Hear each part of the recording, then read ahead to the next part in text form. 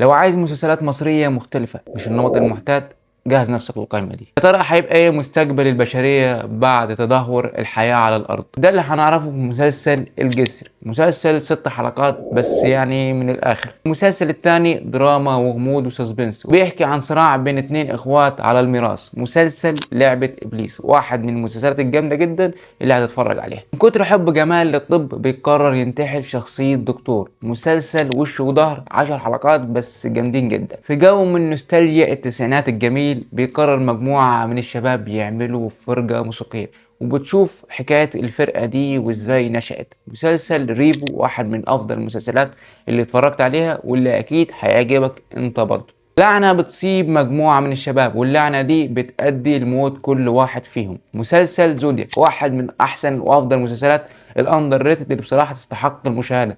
مسلسل هيعجبك جدا. وطبعا ما تنساش بعد ما تتفرج على المسلسلات دي تقول لي إيه أكتر مسلسل عجبك. وطبعا بحب أفكرك لو عايز تشوفني تاني تعمل فولو. سلام.